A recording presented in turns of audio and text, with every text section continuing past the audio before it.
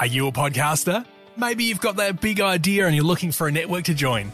The multi-award-winning Ozcast Network can get your content to eyes and ears all over the world. Join now for the first month free, and you could be featuring this sound at the beginning of your podcast. Ozcast. Simply head to ozcastnetwork.com for details.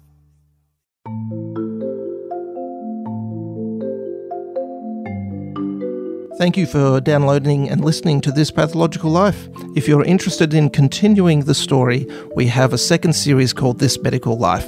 Please download it and subscribe now. Dr. Travis Brown, why do we need a podcast called This Pathological Life? Every disease has its own story to tell, so we're going to tell them.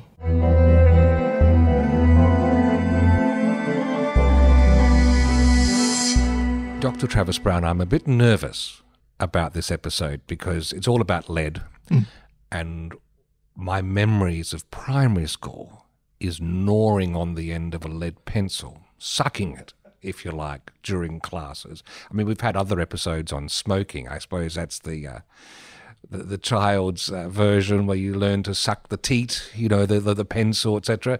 Have I ingested toxins? No. Not unless you started chewing some of the paint chips in a really old place. So people often think it's lead, and that's why it's called the lead, but I think it has graphite or carbon in it. So you might have just gotten blackened teeth, but no, it was no lead. So carbon, the other vitamin C.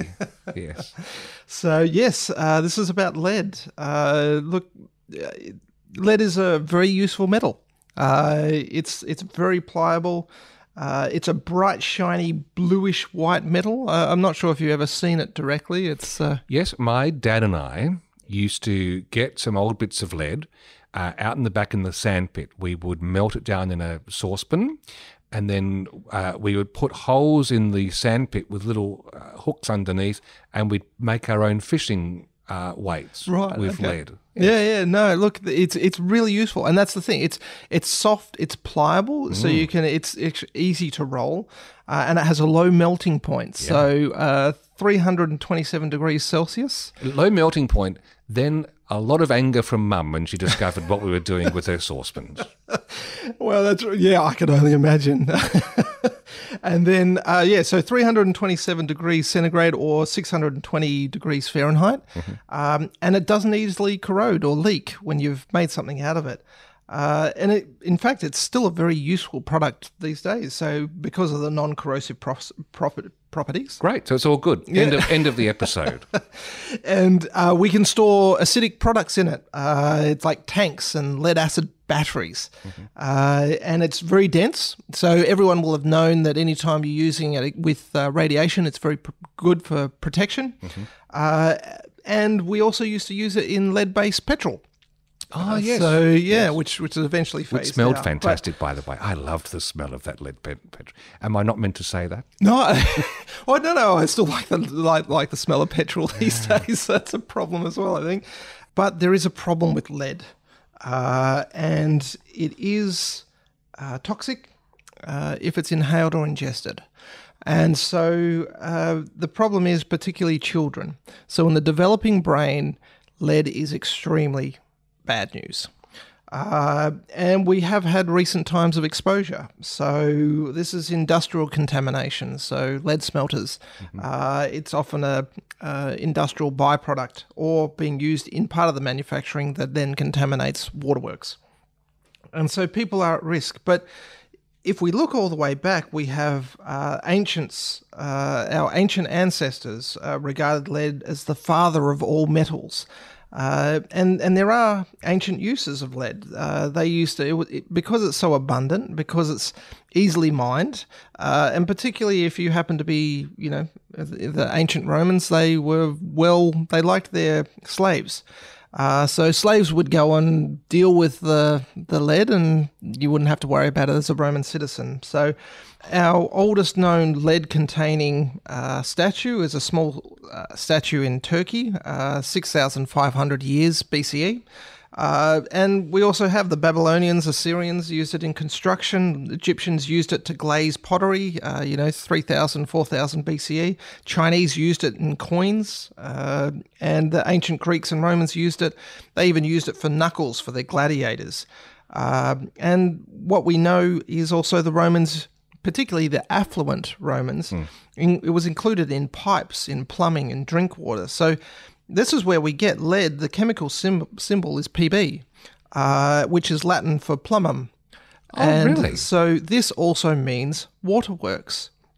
And so this is where we get the origin of the word plumber. And so if we look at just a minor diversion here, the Saturn, the Roman god of sowing seeds, he was Saturn. And the story of Saturn is he was a god who was mentally unbalanced. He was aggressive. The prophecy told to Saturn was that one of his children would overthrow him, and so he ended up killing and eating one of his children in the mythology. And so then his other children had to be hidden from him. Now, why is that relevant? It's because I'm beginning to wonder this myself. It's because lead poisoning occurs to plumbers in the ancient Roman area. They're working with it all the time. They'll inhale it or ingest it. And so lead poisoning was experienced by plumbers. So plumbers, or Saturnism, was the symptoms that they got and were given. And so the descriptions of lead poisoning is found in some ancient Roman writings. Hence gout and stone afflict the human race. Hence lazy jaundice with her saffron face, palsy with shaking head and tottering knees, and bloated dropsy, the staunch sot's disease. Consumption pale, with keen but hollow eye, and sharpened feature, showed that death was nigh. The feeble offspring curse their crazy sires, and, tainted from his birth, the youth expires.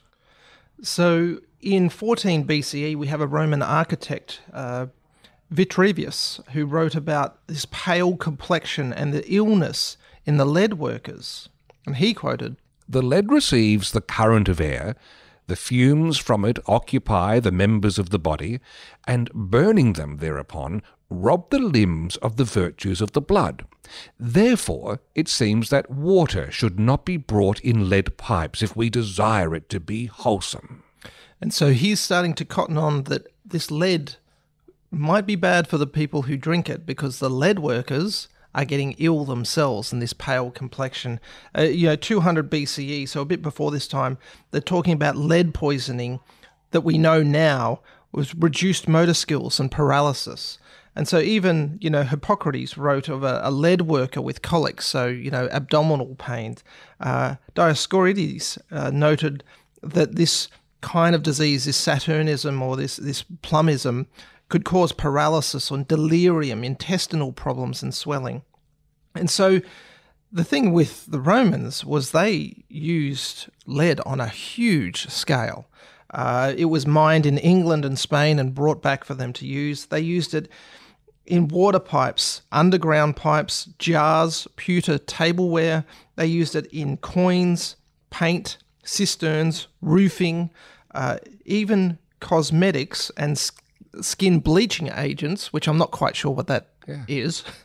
But they would use it in pots. It begs the question, what else have the Romans done for us? And so what they would do is they would boil their food in these lead-based pipes. Not only that, if they had a particularly bad harvest of grapes, they would boil them in these lead pots, and you would get this precipitate or this leaching of lead. It's called lead acetate, that would make the wine sweeter. So people would use it as a sweetener. Unfortunately, it's toxic. I reckon there's some wineries around the place with their cask wine who do something similar to that. I'll leave that one alone. But they talk about emperors from 30 BCE to 220 CE involved in their diet and their food and, contaminated with lead. Now, it depends on which author you read as to how that affected. Some people, there's theories that some people say, well, they had lack of offspring because it has a fertility impairment. And so that's why the emperors had so few offspring. No lead in the pencil, as they say. That may or may not be true, but some have said it's the entire downfall of the Roman Empire, this lead poisoning. Wow. So you've got the whole spectrum there. I'm not sure I come down anywhere. It's certainly affected. There's even a Roman cookbook that has, of the 450 recipes, a fifth of them are enhanced by lead cooking because it sweetens the flavour. So I have to look through my CWA cookbook when I go home and see if there's... Well, maybe you could sweeten your meal. There you go. That's something else to do. Wattle seed and lead scones. And so, see, it wasn't confined just to the Romans. In the Middle Ages, there's something called sugar of lead, which is, again, lead acetate. It could be added to wine and foods to make them sweeter. So it clearly has a sweetening flavour. It's just not good for you. And then not only that, we have it in our history. So as we mentioned, leaded gasoline or leaded petrol, because it was used to help try and stop lubricate. Yeah, the exactly. It was used that. The problem with that in the 1920s, they started to add it, and then workers who were working with it got got sick. In between 1923 and 1925, there was a plant that had 44 workers that had to be hospitalized because of this lead poisoning. 8 workers ended up dying. It explains why it was prudent to wait until the 1980s before you actually took action again. Well, there was public outcry and they did have a convention, but it didn't start being phased out into the 1970s. And then we get when it was banned in the US in 1996 and in Australia in 2002. Oh, wow.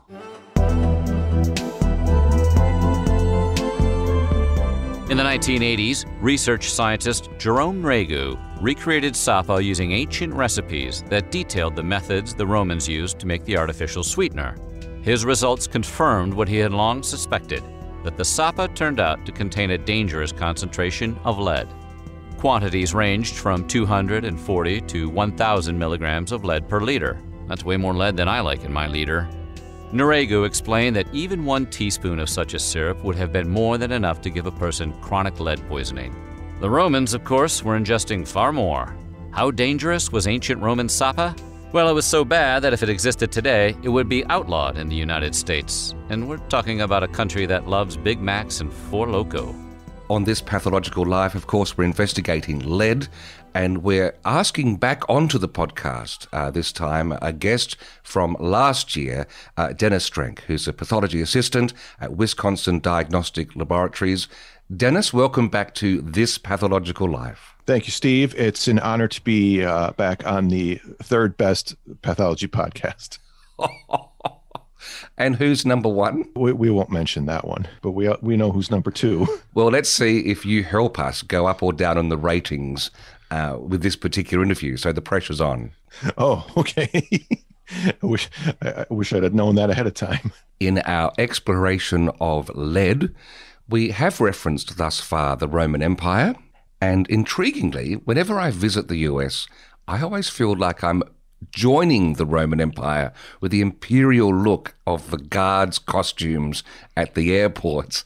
Do you feel that there's a great Roman imperialism with your guards at the borders, or is it due to get immune to that? I have to say I've never thought of it that way, but now that you mention it, I think you're correct. All right. So we know that the Romans loved their lead and used it for all manner of things. In America, I'm surprised to hear that there is quite a large problem still with lead, particularly lead water pipes. Can you give us an update on that? Sure. Well, apparently we Americans loved our lead as well. And you're correct. There is a problem with lead water pipes throughout the country, really. Although Congress banned the use of lead pipes in 1986, but the problem with that was they banned that for new construction. So any pipes that were already in use in homes were allowed to remain there. And it's the numbers that I've seen still to this day, there's probably 15 to 22 million Americans that are still living in homes, cooking and drinking water that comes from lead pipes. That is staggering, given your role in the world as really the leading force of the Western nations to think that would happen. Are these people aware of this and drinking shipped in water, or it's just accepted? It depends where you live, but in some cases it is just accepted. And, you know, there are filters and bottled water, things like that. But I don't think it's made as much of a priority in the public knowledge that it really should be. Now, of course, what came to my attention and many people around the world is 2014, which is in recent history. I would expect most of the things that Dr. Travis Brown digs up are from the 1900s, etc. But this is an issue in Flint, Michigan, where this really came to a head. Can you fill us in on this story? Because it's staggering that this is something that has occurred in a leading Western country in the past decade. So Flint is in eastern Michigan. It's about 65 miles, approximately a little over 100 kilometers north of Detroit. And this is a city of about 100,000 people was the population. So in April of 2014, now Flint had a financial crisis of its own. And so the city decided one of the ways to save money, because they were getting their water from the Detroit system. So this is from the Detroit River and Lake Huron. And the cost of that had been steadily going up over the years. So the city decided that one of the ways to save money was to switch to getting their water from the Flint River, so from the local river. The problem with that is the river was known to be contaminated because of decades of industrial pollution. But they went through with it anyway. And the thing that they didn't do was they didn't apply in the treated water. There's corrosion inhibitors that you can add, which they did not do because of the cost, I think. So the residents of Flint almost immediately noticed the water smelled bad, it tasted bad, and it had a darker color to it. So of course they complained about that, because that's what I would do too. And it seemed what happened is the polluted water was reacting with the lead pipes and leaching lead from the pipes into the water itself, and then into the homes. You mentioned the C word before, corrosion.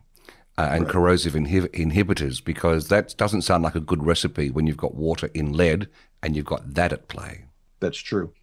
And also something else that was affected, because the water was chlorinated, but the chlorine reacted with the lead because of the corrosion, and it kind of took the chlorine out of the water. So then there was a small outbreak of Legionella in Flint at the time, which was that's a completely side story, and that wasn't even reported until I think 2 years later. So let's look at the human toll that's paid when this is being ingested in drinking water. What sort of symptoms were we seeing? Lead is a neurotoxin, and you were seeing developmental symptoms, I think, slower developmental symptoms in the children. There were roughly, it was between 6,000 and 12,000 children that were exposed to the lead from the water. And so they're starting to present themselves with symptoms, because I believe the residents were orchestrating water samples to try and get attention right. from the authorities, and there was not a sprightly response from those in power. Right. So it took the U.S. Environmental Protection Agency came in and tested the water, and then because the children that were being lead poisoned were going to doctors, and then the doctors started noting massively elevated lead levels in the children, and so they were reporting these things. And then there was also a study from Virginia Tech, and they were reporting elevated levels of lead in the water. And finally, the government, I guess, started to believe the residents, because it took a while.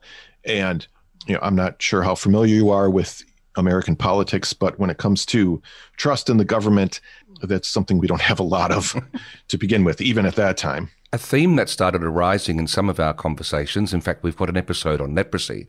Dr. Travis Brown mentioned how marginalized groups often bear the brunt of neglect or experimentation over the years. And some of my reading on the Flint story highlighted the fact that there is a large African-American population.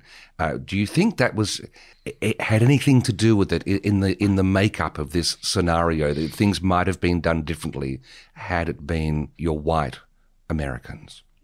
I really want to say no, but given the way things have been going here the last few years, it's hard to deny that claim. It really is. So I can't say for sure. So what now? Where are we at? Have things been restored in Flint? I saw some mixed reporting on some things being done and promised, but then the residents still having to be vigilant to make sure that replacing of pipes, etc., filtration was actually taking place. Right. So they did, I believe it was in 2016, then they did finally switch back to the Detroit water system. And of course, the city officials declared that the water then in Flint was safe. But as you can imagine, the residents were skeptical of that. So there is still testing being done. And now, there's the work of replacing the lead pipes throughout the city. And this is something that's true where I live in Milwaukee. You've got to find the pipes and then dig them up. And, we have very cold winters, so the pipes are several feet below ground. Some of the numbers that I saw, the average cost of replacing a lead service line is about $5,000. And you figure with all of the pipes then across the country, somewhere in the neighborhood of $30 billion to do all of them. And from what I saw just in Flint alone, it's going to be, at their government is estimating about $60 million. And it would take roughly 15 years to complete replacing all of the lead pipes throughout the city. It's a tough gig, I would imagine, for general practitioners who are the people we craft this podcast for, because they're at the front line and they'd be seeing these sort of symptoms pop up out of context necessarily. So again, this is where being able to call upon pathological services to explore theories, to test what might be going on, that is a tough gig. And that was the case in Flint. I mean, it was the GPs that were noticing the elevated lead levels in the children, which really sparked the whole investigation. So that's lead in the water. But I've also seen other stories. I'm not sure if they were necessarily from Flint, but stories of houses that have been passed down from generation to generation where there's lead paint and all sorts of things, and little babies chewing away on their right. cot or a windowsill and having all sorts of issues. So how prominent is lead in other aspects of society in America at the moment? I mean, there's basically three major areas where lead was used. So we already talked about the water. There was leaded gasoline. And then the third one, like you mentioned, is lead-based paint. Now, this is another thing that was banned in the 70s. It was 1978 that lead-based paint was banned. But again, for new construction. So any home that had existing lead-based paint was allowed to stay there. And what you've got is over the years, the lead paint is covered up by other coats of paint and things like that. Like you mentioned, if there's any paint that was chipping or around the windowsills and things like that, and even if you're doing remodeling or some kind of construction on a house that already had lead-based paint, you had to be careful of that. And I actually had in my own home, because we have a older home, and we had a large window replaced a couple of years ago. So we had some people come in and do it, and they had to put up a lead shield, to catch any kind of dust or things like that. And they had to test after they were done to make sure there wasn't any lead paint fragments, or paint powder, I guess it would have been, in the air. So it's still a very big deal. Our infatuation with some substances in the past, ignorantly, is catching up with us in many ways, because that is very similar to some asbestos, which was found in a rear fence on our property. And when that had to be removed, you had the huge sheets go up, the special clothing, etc. So lead and asbestos, perhaps bedfellows when it comes to being dangerous substances to work with. That's a very good way to put it. Yes. I mean, there were two substances that were thought to be very beneficial and were used everywhere. And, both kind of came to the same end, I think, that they found to be poisonous. On that note, Dennis Trenck, it's great to have you back on the podcast again. I feel like I can go and pour a nice glass of Adelaide water now and relax happily and safely. Can you do the same? I'll drink mine out of a filter, but yes, I will. Thanks very much. Thank you.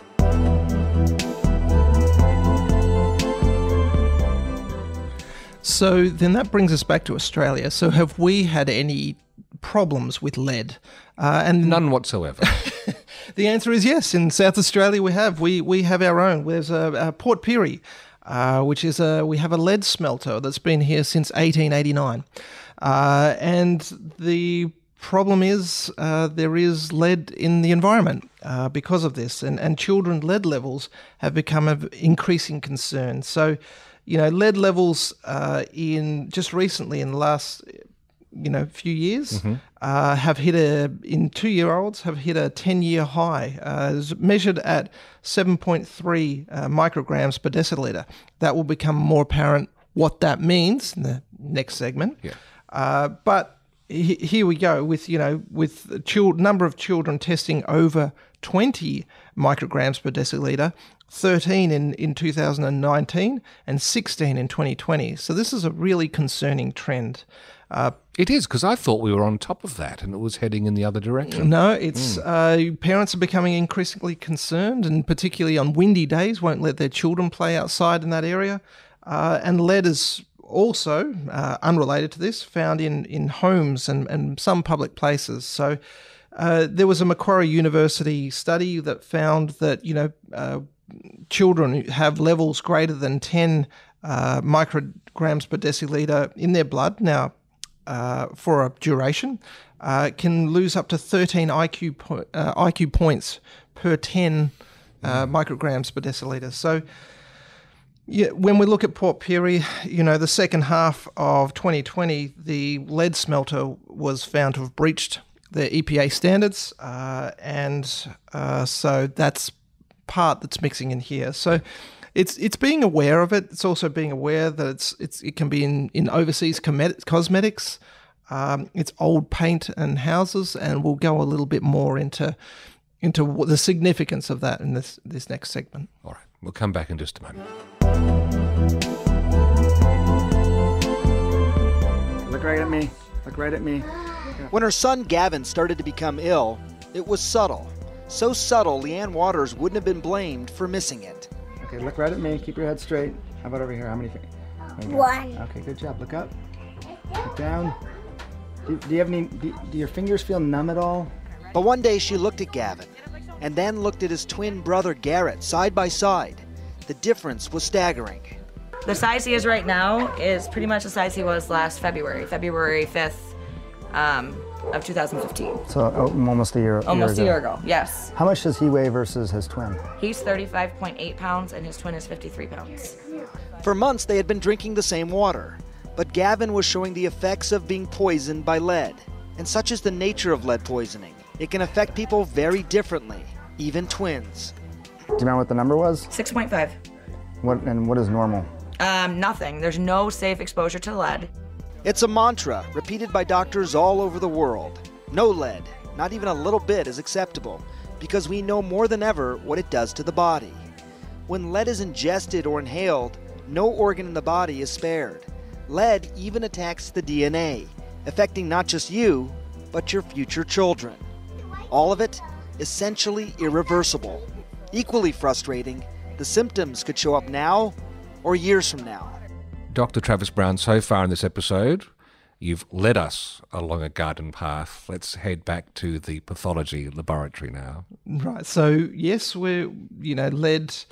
The interesting thing is, and the theme that will be coming through pretty loud and clear by this stage, is how little we know how much pathology is caused. We know things cause disease, but we often don't know exactly how it causes disease. And lead, unfortunately, falls into that area, as will become apparent. So this continues to surprise me that we still have these shadow areas in 2021. Well, we know it causes a disease, but what it does to do... Okay. See, as soon as you know how something causes disease, you can potentially prevent it. The problem with lead is, again, we think it interacts with certain areas of certain chemicals, but we're not quite sure. So, again, there's been public health measures against lead. This is, paint now doesn't have it, but it used to have it in it.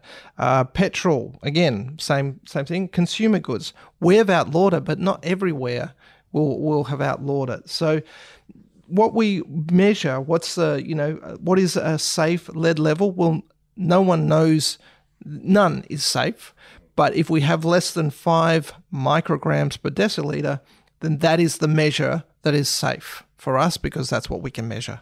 If it's less than 5, then it's fine. And there's trace amounts just in our food and natural environment, drinking water and dust, so that's a sort of a background measure. But the routes of exposure, so if you come across lead, look, it's not readily absorbed through the skin. But if it's inhaled or ingested, that is where it can be. But it also depends on the quality. Is it really fine dust that can be inhaled and then go into the system, or is it larger particles? And so the size of the particles is important. The unfortunate thing is small children can absorb much higher levels than adults. And that's because up to 5 times. I think it's just because they're developing. Okay. And so they get just much more absorption happening than adults do. And also younger children have a propensity to touch objects, to touch their mouth or put objects in their mouth. And if you've got flaking, old paint, well, you're going to chip away at it, and then you might put that in your mouth. And that's me with my pencils when I was at school. And it's just natural. It's natural thing. The problem is you put something into your mouth, if it's not good for you, then it's going to cause problems. Yeah. And not only about that, with lead, it can cross the placenta, so it can affect the fetus. And so what do we know? Well, we know when it's absorbed, it goes into the brain, it can go into the heart, liver, spleen, also into the kidneys, and it can be stored by the body in teeth and bones. So if it gets to a certain level and it stays there, then it can then sort of just transport out into the body as well. And we know that with women who are pregnant, if they've got it stored in their bones, it will just continually go into and affect the fetus. So as I mentioned, the pathogenesis is poorly understood. How does it cause problems? Well, we believe it interferes with things like calcium and zinc. So things like disrupting mitochondrial function, so the engine house of the cell. So you have problems with that. What we talk about, the presynapse, so when neurons are trying to transmit a signal, somehow it interferes with calcium in that area, so it doesn't transmit it so well. So that's why we're talking about a paralysis. And there's a protein C that is involved in the brain function, which it appears to interfere with, and that's why we talk about a delirium. So this is what we believe happens. We're not exactly sure of the mechanism by how it does, but it seems to interfere with calcium and probably zinc. Even without knowing that, it's enough to know that we're seeing this to then take preventative measures. Exactly. So if we know that it causes it, we can prevent it, but we don't know how it interferes. So, but the problem is, and we know there's significant effects in young children and neonates if they're exposed to it, and they will have long-term consequences or health consequences for that. So how do we measure it? We measure it in the blood lead levels. And if it's between 5 and 10 micrograms per deciliter, we know that this is associated with adverse cognitive function, so reduce in IQ and academic achievement. But there can also be behavioral problems such as attention deficit or impulsivity and hyperactivity. I remember there was a link to increased violence in urban centres with the parallel with lead in the petrol in America. So there also used to be sniffing lead petrol, which again, people would get high from that, but when you're sniffing an inhaled leaded petrol, you're also getting a very good dose of lead. And then that will have behavioural problems and all kinds of problems. And again, getting rid of it. It's interesting. We still call it unleaded, even though there is no leaded. Yes. So yeah, I'm not quite sure what else we should call it, but that's what it is. That's beyond the scope of this program.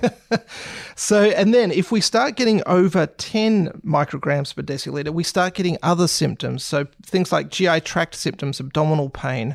You get anemia, cardiovascular interruptions, reproductive problems, and neurological functions. And as we mentioned, calcium, like it can accumulate in the bones. So some people, the interesting thing is some people may not even show symptoms, even up until 40 micrograms per deciliter. So symptomatology is a little bit variable. But what we do know is that in general, people who test between 10 to 60 micrograms per deciliter have an increased blood pressure, have reduced hemoglobin, meaning they become anemic, and they get abnormal kidney function and have interfered with brain function, so cognitive abilities. And when they're getting between the range of 45 and 70 micrograms per deciliter, we call this is acute lead poisoning. And this is where we start to get all the symptoms of, pale and muscle weakness. And, they talk about gastrointestinal symptoms like nausea, vomiting, constipation, things like, forgetfulness, irritability. You would hope the symptoms have alerted the medical fraternity for that person well before they get to this point. When we get to this stage, you would be actually looking for it. Not necessarily because it's a hard thing to have in the differential diagnosis, because in a normal centre such as Adelaide or any major city, you wouldn't think about it. But in exposure areas, you may, but it's an important thing that you don't have those symptoms explained and think about, could this patient have lead poisoning? So when I get my annual thing and the GP sends me the list of blood tests, which ClinPath will do for me, would this have been captured in those sorts of things? Not likely, and that's the thing. Lead is not a common, and again, in the general environment, it's not even a problem. Sorry, general community, it's not a problem. But a GP in Port Pirie, etc., would be mindful of this one. Exactly, and this is where you would need to test that. And then if the patient comes here from Adelaide, from Port Pirie, you would sit there and go, this is important. Could this child be exposed that's having these kind of problems? And so when we get into the range higher than this, over 70 micrograms per deciliter, this is a medical emergency. And so what they get is what we call encephalopathy. So they get brain involvement to such a point that can lead to death. And children emergency range is between 70 to 100 micrograms per deciliter. Adults is between 100 and 120 micrograms per deciliter. That being said, doesn't matter. It's a medical emergency. It needs immediate attention. And the interesting thing to note here is that we measure it in people as micrograms per deciliter. Industry measures it as parts per billion. So they have to do industrial type testing to see how much lead is in the water or anything, and they will measure it at part per billion. They're two different environments to test, but just know that parts per billion will have an industrial level that should not be exceeded, and then we have a medical level that we can sort of equate. So look, we do blood level testing, but it's not recommended. There are places where you can actually get tested for bone and teeth and sweat, nails, hair, where blood sort of testing, because if you get contamination in your hair of lead, what does that mean? Well, it can be there, but it might not be affected. But again, it's just one of those things just to consider, really. And look, we've discussed where, how it manifests itself. Lead is still important today in a certain, population. So where is lead about? Well, we have it. There's lead-based paint in old houses, especially houses earlier than 1970s. Can have lead-based paint, and particularly if it's flaking or peeling off. Well, that's the problem. That renovations. Yep. And old baby cots that are passed down. Well, old toys also, and that's what people you don't think about it too much, but old beautiful toys can have actually lead-based paint. Hobbies, people who have renovations or restorations of old cars can actually have lead in paint or lead involved in it. There is some soil contamination, so industry based and mining. And particularly they do mention quite a lot, heavily used roads that are old roads on the roadside soil, because that's been had the petrol going past for decades and decades, however long, or the soil can be contaminated with lead-based from the lead-based fuel. And again, just important to note that some traditional medicines and some imported cosmetics can have lead. Jewelry, old coins, metal, and even curtain weights can be made of lead. So it's still about, again, if it's confined and it's looked after well, that's what it is, but there's just a risk. My takeaway, I can still suck my pencils, but be careful what cosmetics I apply to my face. Go for those ones. Good take-home message. This Pathological Life is produced by ClinPath Pathology in South Australia. Episode notes, references and learning objectives, when applicable, can be found at thispathologicallife.com.au. And you can contact the hosts on Twitter via @Dr. Travis Brown or @Steve Davis.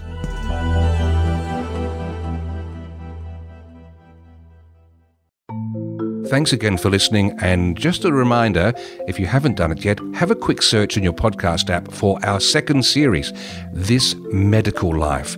Dr. Travis Brown has rolled up some extra guests, some extra topics, and we continue the story there, and we'd love to have you along. Are you a podcaster? Maybe you've got that big idea and you're looking for a network to join. The multi-award-winning Ozcast Network can get your content to eyes and ears all over the world. Join now for the first month free, and you could be featuring this sound at the beginning of your podcast. Ozcast. Simply head to ozcastnetwork.com for details.